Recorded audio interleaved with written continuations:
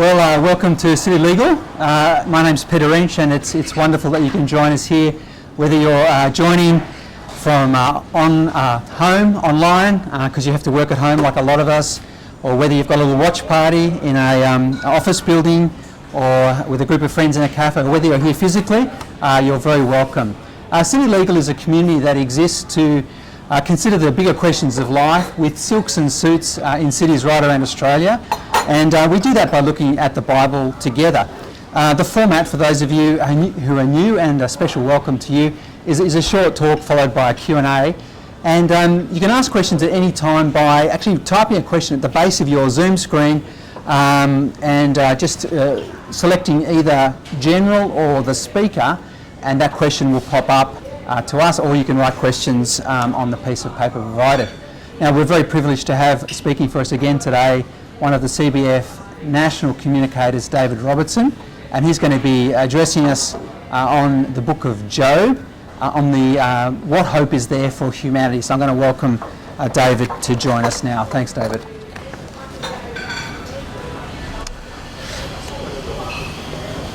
Okay, thank you. Good to be with you here in Silks or online. Peter, I'm wondering, do you think it might be possible to ask them to turn the music? Otherwise you're going to... Oh, it's not coming through. Oh, you're okay. All right. That's fine. We're going to return to the book of Job and Job chapter 14 and 15, looking at something called the... Well, I've called it what is humanity. This is quite pessimistic. There's an ancient document called the Epic of Gilgamesh, which is also known as the Dialogue of Pessimism. And I love it. I'm Scottish, and this for me is actually quite cheerful. But when you read this, it appears to be very, very pessimistic. So in what we're looking at is chapters 14 and 15, if you have a Bible, or you can go online and find one. And it's one of Job's speeches, followed by the speech of one of his friends, Eliphaz. And it raises this question of what is man. Now I want just to go to chapter 14 and verse 17.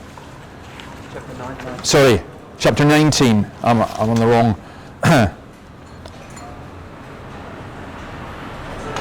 And verse 17. I want to read chapter 19, verse 17. My breath is offensive to my wife. I am loathsome to my own family. Even the little boys scorn me. When I appear, they ridicule me. All my intimate friends detest me. Those I love have turned against me. I am nothing but skin and bones. I've escaped only by the skin of my teeth. Have pity on me, my friends. Have pity, for the hand of God has struck me. Why do you pursue me as God does? Will you never get enough of my flesh? Oh, that my words were recorded, that they were written on a scroll, that they were inscribed with an iron tool on lead, or engraved in rock forever. I know that my Redeemer lives, and in the end he will stand on the earth. And after my skin has been destroyed, yet in my flesh I will see God. I myself will see him with my own eyes, I and not another. How my heart yearns within me. If you say how we will hound him, since the root of the trouble lies in him, you should fear the sword yourselves, for wrath will bring punishment by the sword, and then you will know there is judgment. Now I want those very famous verses at the end. We're going to look at those next week, but I want to come back to Job's idea of his breath being offensive to his wife. And going back, we're going to really cover several chapters before that, and perhaps best summarized by the question of what is humanity. I've been reading a philosopher called Peter Kreeft, and he's a great fan of Pascal. If you don't know who Pascal is the French philosopher, mathematician, theologian. You may not know this, but he invented the first computer. He also invented the vacuum cleaner, amongst other things. Just a remarkable guy, just tremendously talented. Died when he was 39. But he had this great insight into the human condition, which remains, I think, fundamentally true. And we're talking about what is humanity, then he talks about humanity being neither angel or animal. Angel, now what do you mean by angel? You get that in today's culture, lots of people thinking that angel is, it's kind of pantheism, it's being spirit, it's being one, human beings are fundamentally good, we are at the top of the evolutionary tree, there's nothing really beyond us. It's a very optimistic view of humanity, and if you're watching the events that are going on in America just now, or the events basically going on anywhere in the world, I think sometimes you despair of humanity, but that's what people fundamentally believe. Or animal. Animal means that we are just animals, nothing more. So actually reason is removed from us. And at the ultimate level, and I've said this here before many times, those of you who are lawyers would be out of a job if you accept that, because basically you could get a machine, an algorithm to do your job. Reasoning is not essential. And Pascal says, look, we're not animals and we're not angels. He also says, and this for me is very important, there are two things that humans need. We need truth, which is our head, and we need happiness, which is our heart. And he uses happiness not in the superficial sense that the word happiness is used today, but as deep, profound satisfaction. Now, if I was to work through the chapters on Job that we're missing out, because we're covering the book in just 4 talks, then I think I would take Job 14 verse 1, mortals, or the old translation, man, meaning male and female, man born of woman, is a few days and full of trouble. Well, I think that is an indication of how many people do feel about life. First of all, Job reflects on the brevity of life. Life is short. Now here's the interesting thing. Generally, the older you get, the quicker things seem to go. So for me, I find that days go by very, very quickly. I found as a child, sometimes they seem to last forever. You know the child who's on a car journey and they're just 1 mile out of the house, are we nearly there yet? Well, we find that as we're going on and we realize really just how brief life is. Job has an understanding of humanity where he's basically saying woman is frail, and man's frail too, because man comes from woman. And you know that, the frailty of a newborn baby.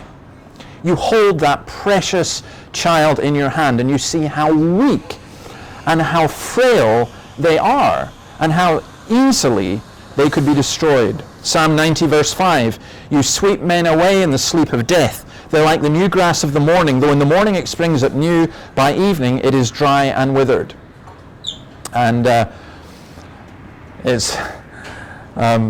not sure it was Pascal who said this, but someone says Christianity makes you go bald. I'm sure that's not true. Otherwise, there'd be 2 or 3 of you here who profess to be Christians who probably are not Christians then. That's not how we define Christianity.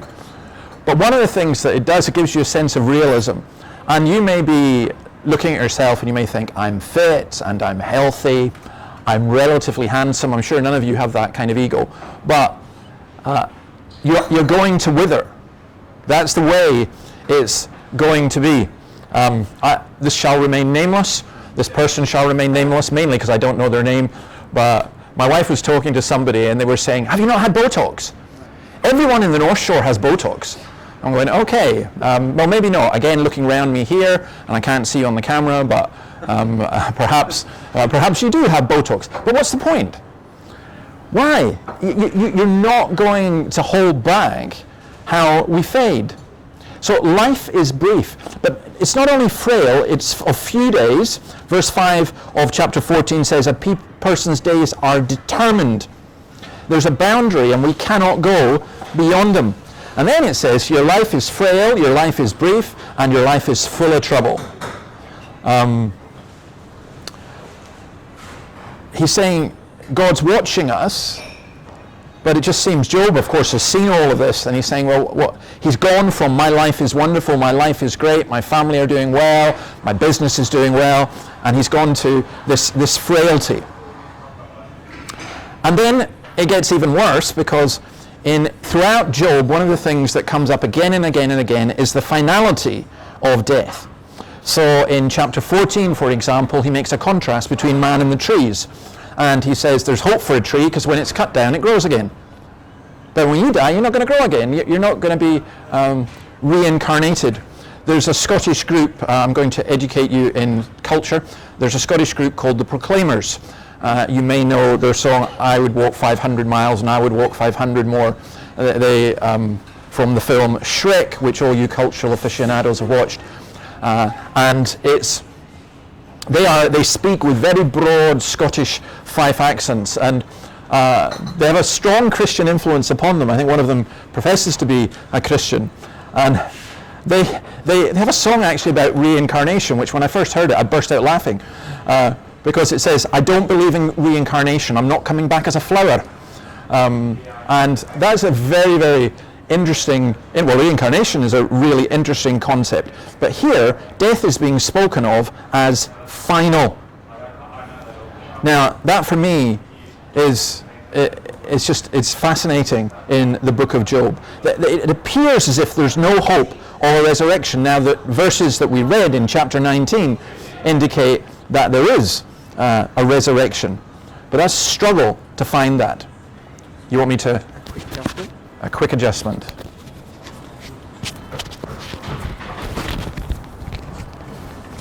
Okay. Thank you to my beautiful assistant. So, yeah. So this doctrine of humanity. Now, please don't just switch off in despair at this moment in time. They say on the internet that you lose people after about 5 minutes unless you give them something to really cling on to. So cling on, because it's coming. But it is. Human life is frail, it's brief, and death is final. That's what appears to be the case. And what's made worse in that is the absence of hope. So in the whole book of Job, there are certain metaphors used. For example, the crumbling mountains, the water wearing down the stones. The mountains appear to be forever, and the mountains are sacred, and so on. And so there's a big fuss just now about a mining company taking a sacred site, a mountain. But even the mountains fade. That's what Job is saying. It's our hope. What is our hope? Where do we place our hope? And that affects us in so many ways. Job talks about his appearance being affected and the damage that does. He talks about you change their countenance, again back in chapter 14, and you send them away. Our faces reflect who we are and what we're feeling. So it's been an interesting time for me being here in Australia for a year. As I said, time passes by very, very quickly. But at the time of the fires, I remember flying in a plane. Remember when we used to be able to do that? There were planes and we flew in them. For the younger generation, you may wonder what that is. If you're watching this in 10 years' time, we had planes and they flew. Anyway, I remember flying in a plane from Melbourne into Sydney and coming in and seeing the smoke over the city. And what I saw in people's faces was fear. It was quite a remarkable experience to see that. You see in people's faces hatred. You see in people's faces panic. You see. I was walking North Shore Hospital last week. For me, it was just an amazing experience, because this woman came towards me and her look of, it was like I was Jack the Ripper or something. And she just turned aside and, don't come near me, walk past me. Just the fear. And Job talks about how this impacts. He talks about himself, his breath and everything else. he can't live with his children. He can't share their miseries or joys. Macbeth's final speech says this: man is but a walking shadow, a poor player that struts and frets his hour upon the stage, and then is heard no more. It's a tale told by an idiot, full of sound and fury, signifying nothing. There you go, that's your life. Your life is a tale told by an idiot, full of sound and fury, signifying nothing. Now, we're still building up there. Say, Eliphaz, let's talk about Eliphaz and one of Job's friends, and the kinds of things, or Bildad, the kinds of things he says.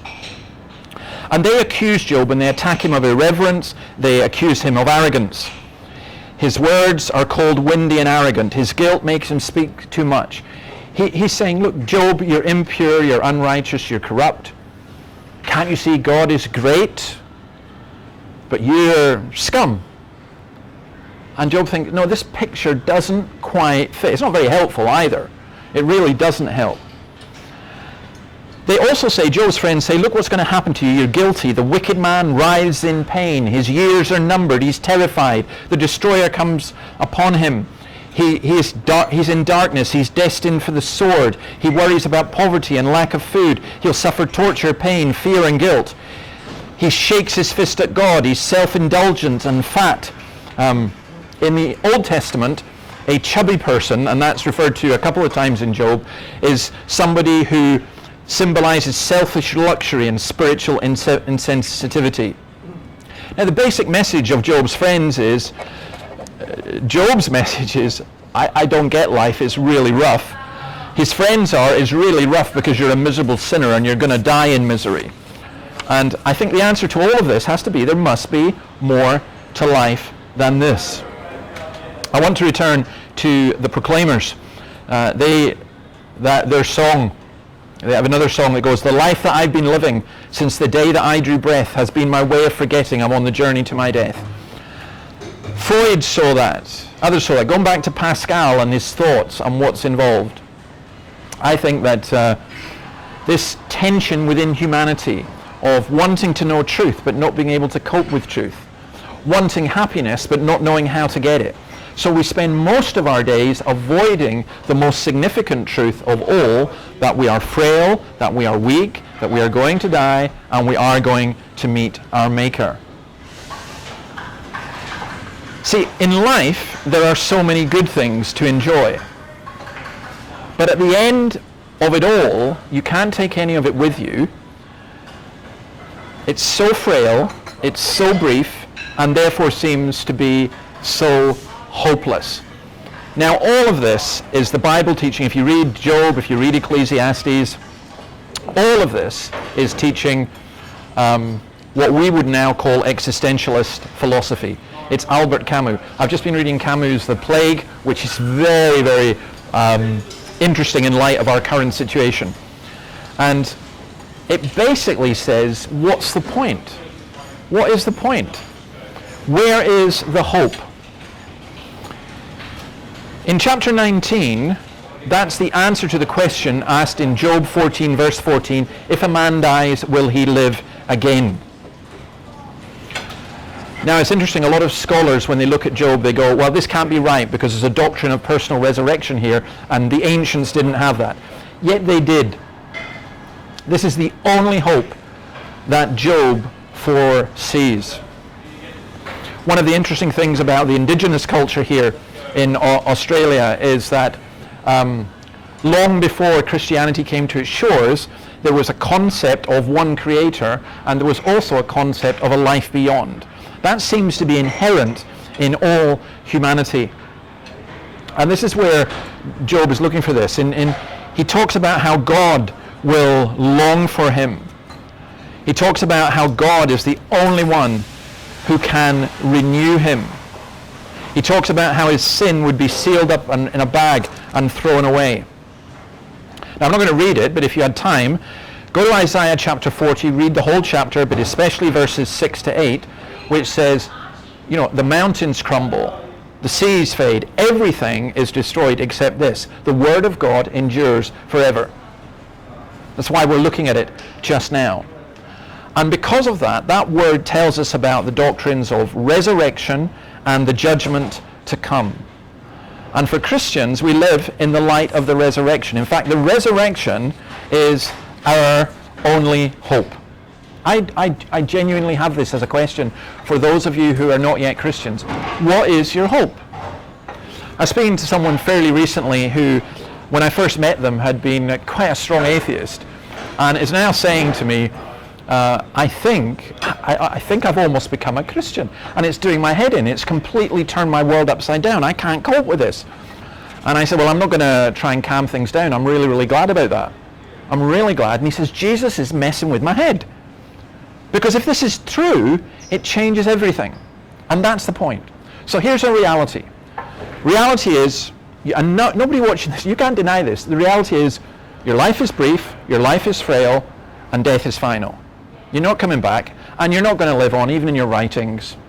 You're not going to live on in different ways. And that's it. That really is it.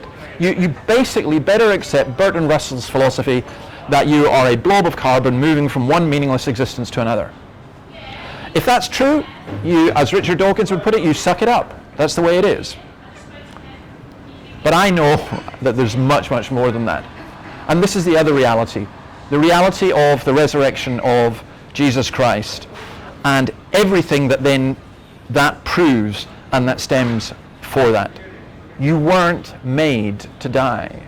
You weren't made to just fade away. You were made not to be an angel, not to be a beast, but something, if you like, in between. You were made in the image of God, and that image is to be resurrected, renewed, glorified, and spend eternity with him. That's what life is really about, and that's the hope for humanity.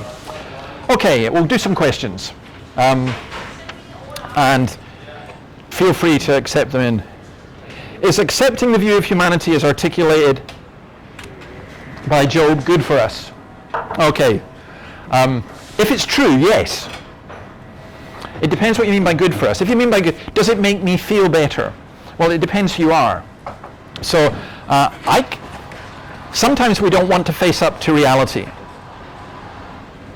But sometimes we have to accept it. I love this question, because when we accept this, what's next? Is there any hope?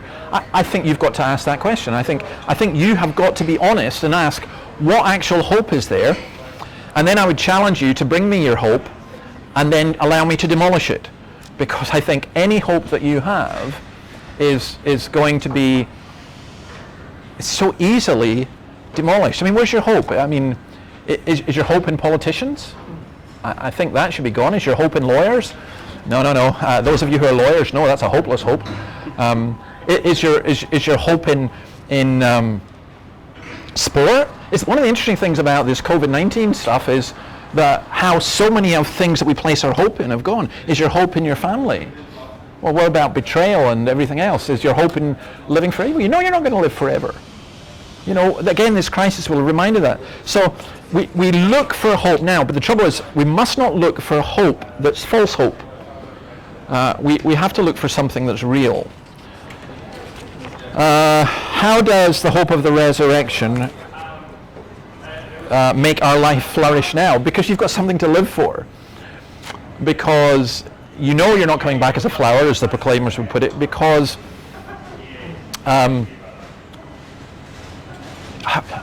think the easiest way to explain this is a friend of mine. I've told some of you this before, but a friend of mine who had muscular dystrophy and who knew he wouldn't live for more than 3 or 4 years, and who once said to me, "Don't you ever feel sorry for me, because I will get out of this wheelchair and I will almost certainly be in heaven before you." And I think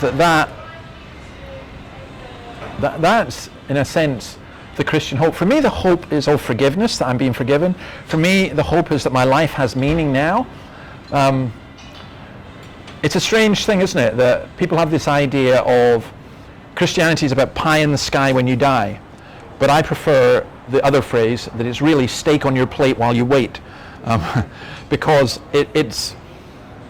you can enjoy life so much more when you know that your final destiny is assured, and when you're not running away from things.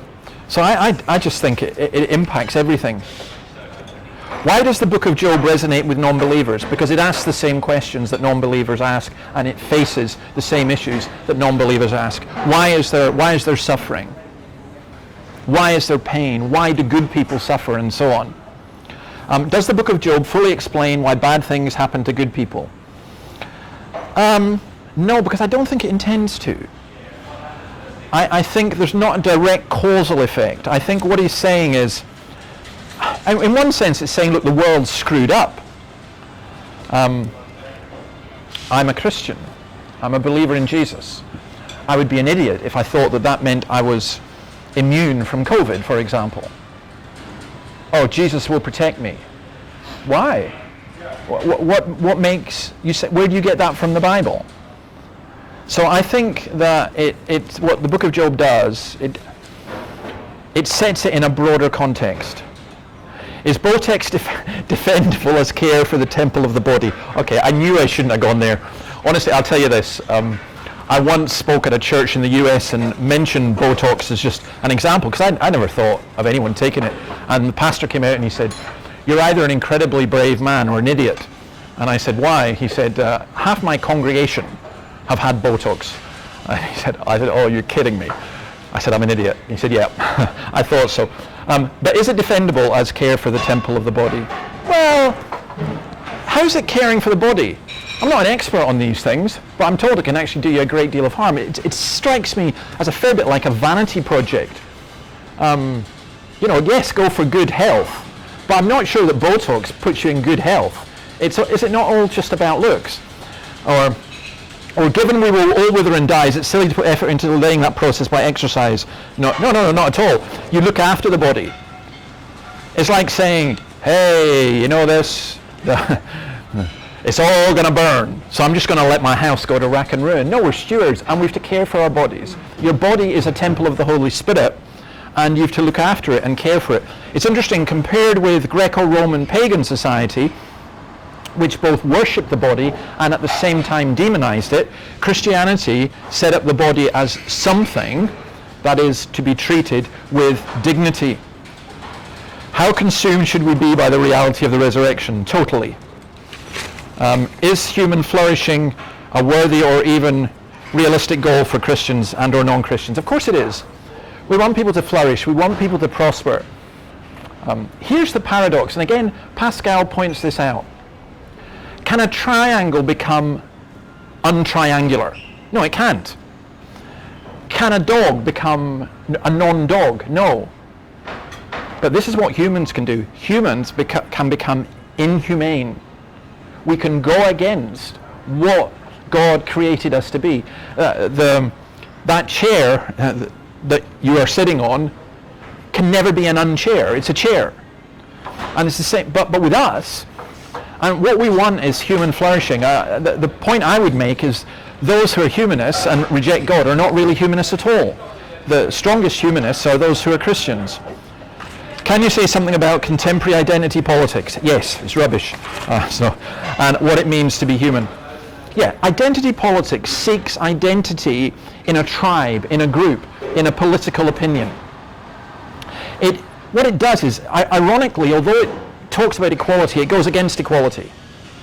So I think, for example, what happened to Floyd in America was absolutely horrific, and the policeman who did it should be prosecuted and so on. But lots and lots of people all over the world are marching for that.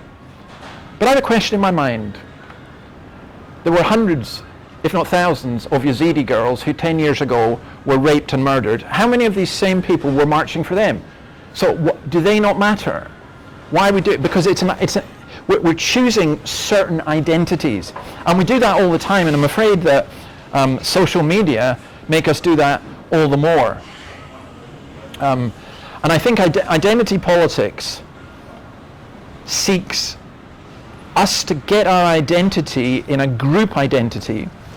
And what Christianity does, it doesn't take away the idea of groups, but it says ultimately our identity is to be found in our relationship with God. I think identity politics will destroy. I think it's destroying the US, and I think it will destroy Australia unless we stop it, basically. And I don't think, by the way, that Christians should join in identity politics in any way. Building on the question about acceptance being God for us, how or why is postmodernism appealing as an explanation for life as a source of guidance? Well, look, I'm not sure postmodernism is appealing. Nobody consistently lives as a postmodernist. But insofar as it is appealing, it's because it allows you to make up your own story and your own rules. And therefore, you don't need to work anything else out. You can just go by your instincts.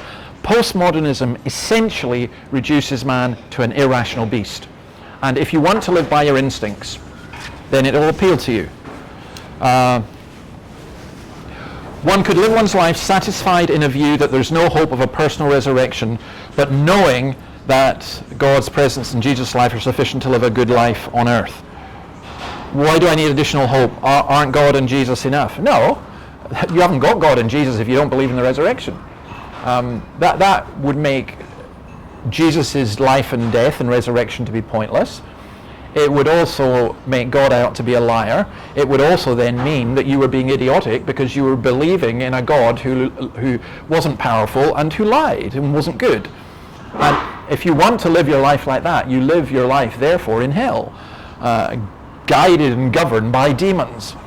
I think I think with Christianity you just get both.